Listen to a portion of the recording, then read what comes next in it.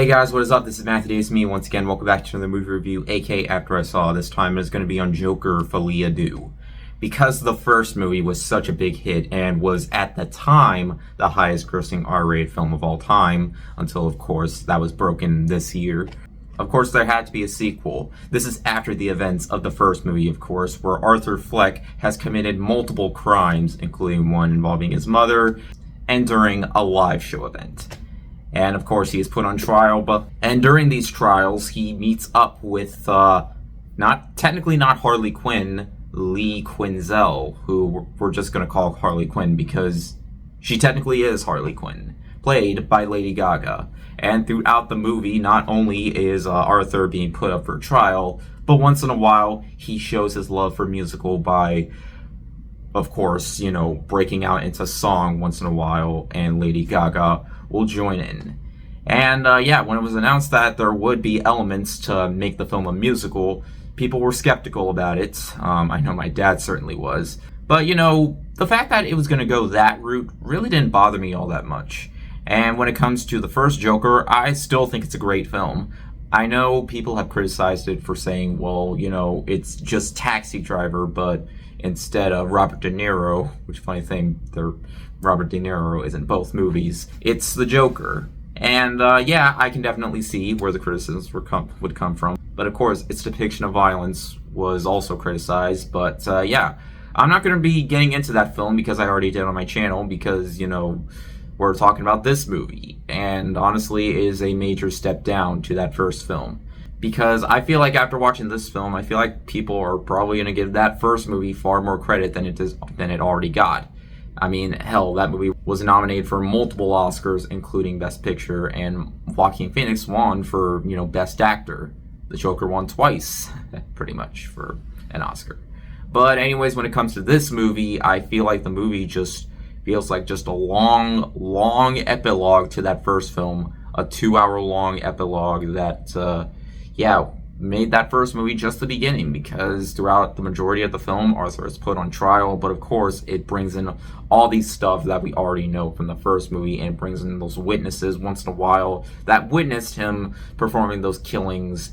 But of course, had the movie focused a lot more on Joker and Harley, it probably would have been far more endearing to see, because the connection these two have starts off strong at first, but of course that's watered down when it does get to the courtroom scenes. And it just has me thinking, we're supposed to be focused a lot more on the connection between Joker and Harley, right? Or Arthur and Lee, because I feel like that's what the movie was trying to advertise it to be. And of course, because of these musical numbers that they're talking about, there are quite a bit of them, though the first one doesn't really happen until like 30 minutes into the movie, giving it that full musical feel to it. And sure, you can make it a musical all you want, but honestly, they should have it make sense. I mean, I kind of get why these musical numbers are in the movie, to show like what's going on in Arthur's mind, because it's supposed to be known that he does have multiple personality disorder, but of course a lot of the time people don't agree with that in the film. But again, just have the musical numbers actually feel like they have a purpose, because sometimes they even go on during the courtroom scenes. Like, it will randomly cut to like some inner mind moments between Arthur and just randomly breaking out in song. And that was one thing that most people were worried by. And unfortunately the fears, they definitely come into place here. They just honestly feel more like filler rather than just having more of a purpose to it. And sure, the build up during the first hour before the trials, they definitely seem like they could bring in some, promising potential between Harley and Joker, but again, they're not really on screen as much as they should be, because I feel like, this movie could have been far more endearing and far more like effective had it not been focused on a courtroom trial, and had it just been him and Lee, just breaking out of Arkham Asylum and causing chaos and carnage on the streets, rather than just, them just being on trial pretty much. Because, we know what Joker did. We know all the schemes that he went through, but of course, there has to be a trial, because, they can't just lock him up in jail, because, And honestly, I'm just going to say this right now, the ending, no spoilers, of course,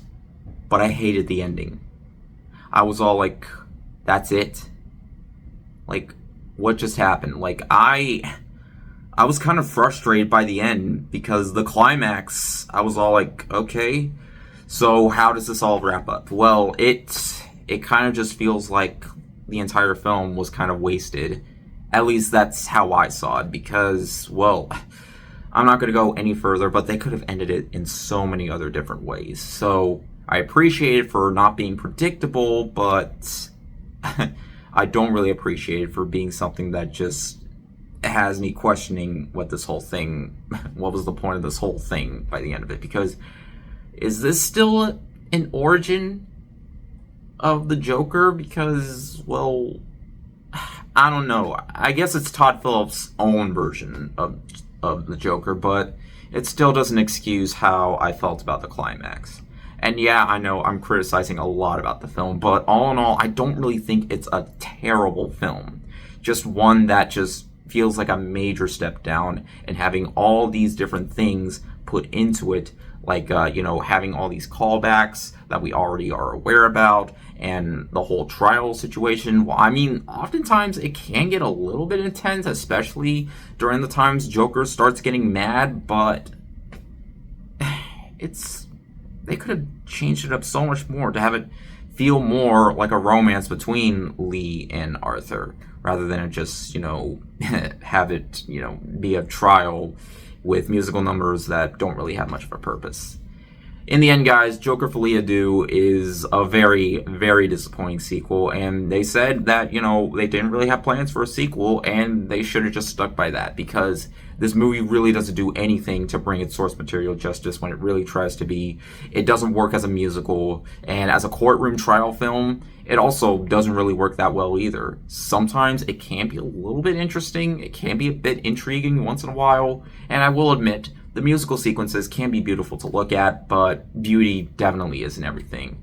I mean, Lady Gaga still has that good voice that she always had when she's making her own music, and of course, her powerful role in A Star Is Born, but it's still not enough to save what was going on throughout most of the film. The music just felt pointless, and the trial sequences, it made me want to see more of Joker and Harley's connection together, because sometimes they can be endearing to see had they had a lot more purpose to the film and just, did their own thing rather than just, them just going into trial. And yeah, by the end of it, I didn't hate it, but man, it was a major, major disappointment.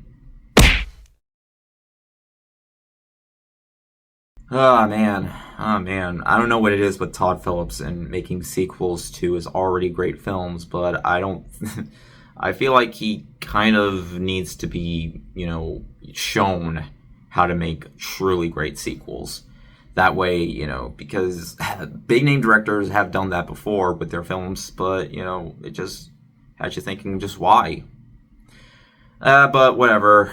I definitely don't think it's going to beat, Deadpool and Wolverine in terms of, box office numbers, in terms of, highest grossing R-rated films of all time. I don't think Todd Phillips is going to get that title back again. But hey, he tried.